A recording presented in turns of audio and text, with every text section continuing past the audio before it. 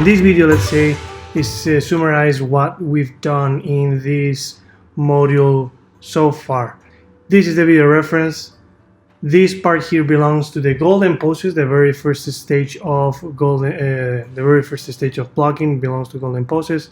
And this here, or this last here, is the one that we're going to be showing. This is the one with all the key poses. But I also added the first pass that we did with the dialogue bits or hits, so we can also compare a little bit how does it change. This one is the result of working a little bit more the flow, things like the flow, just polishing a little bit more of ideas, defining more of ideas, trying to sell and create and make that our animation looks good enough. One of the main aspects that I would like to compare when I'm creating this video is that definitely there is nothing compared to nothing. Obviously, the animation is based on what is happening here, but we're starting to go a little bit away from it, right? Time-wise overall, but some ideas that have already in this first look at pass, they are not here, right? So if we look at this, we can see how different they are, more or less. Let's have a quick look and let's talk about that. So, how to do impressions. I think the first thing to know is that it doesn't just start automatically. You can't just leap in there and do De Niro or walk in. So let's say I wanted to do an impression of Colin Firth. How do I begin? Well, the first thing I do is take Colin inside of me and sort of ease him in.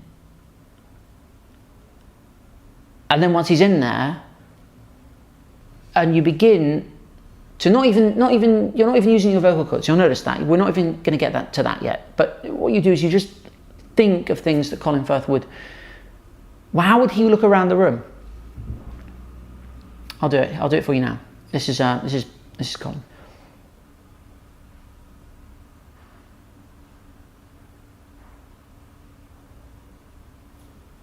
See what I mean? So yeah, as I was saying, some things, for example, are here that are not here in my main reference.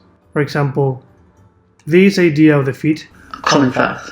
How do I begin? Well, that one is something that came up later, and it's this result is just the animation making process, right? Or at least what I consider the animation making process. It shouldn't be something that is 100% attached to reality. It's based and is influenced greatly by it. But at the end, we are also letting the visuals of what we're creating to affect us and create new ideas and new ways of moving and things to keep people entertained and also to have fun, because by myself doing this, I'm having fun and I'm enjoying the creative process.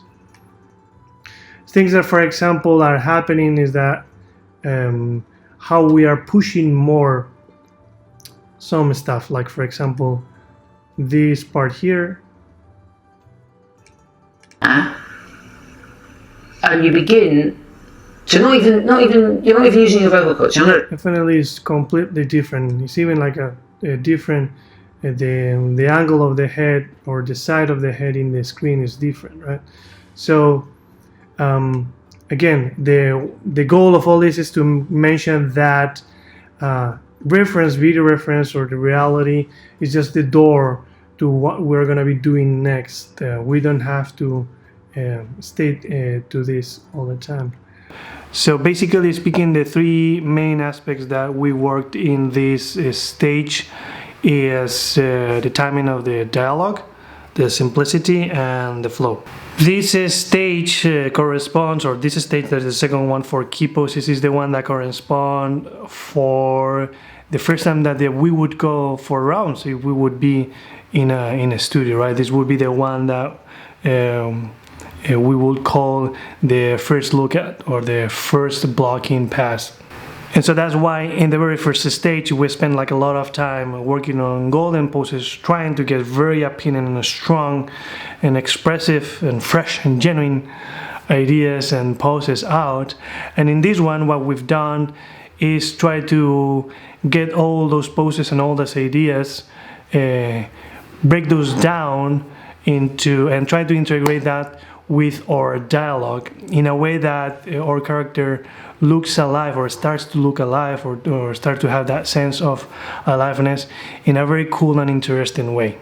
Because definitely, if we would have to go for rounds with this particular version, what we want to do is to get the best out of it and the best feeling of aliveness out of it, right? So everything that we've done is going towards that direction. But also by adding to the workflow that new aspect of what we're talking to about the flow of letting the shot to affect us, to let everything that we create in the moment that we are animating, and allowing ourselves to get new ideas as we go.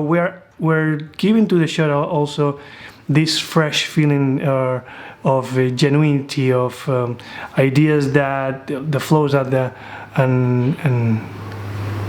new ideas that comes and that really match what we are doing, because we're doing stuff, and as we're doing stuff, we're receiving new information, and we're getting inspired again with our own work, and everything that comes out of that, let's say, of relationship that we establish with our shot, gives to the shot like a very organic and interesting feeling that is usually very well received. But most importantly, when we do that, let's say that we make this creative process of animation something very fun. Creativity has to be a very fulfilling kind of sensation. Overall, if we are looking to create a different, or to create to provoke something happening out there, we have to have the feeling of, oh, I'm doing something, I'm definitely doing something, right?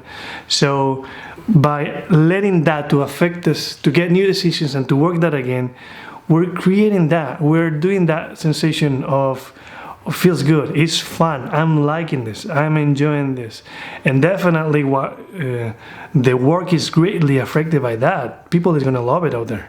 So when you go ahead and start to reproduce or to copy these stages that we have worked on, my recommendation for you is the first you do a pass just on the dialogue bits, so you see and you understand how does that work, because it's a little tricky at the very beginning to get.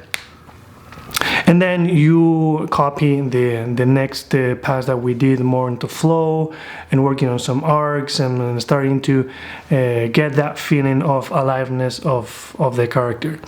It's important that you pay attention also to how some of the key poses has changed, and I recommend you to again follow up all the most important parts of the body and see what are the trajectories that they are starting to do, and how the shape and the outer shape as well is starting to transform through the process or through the shot.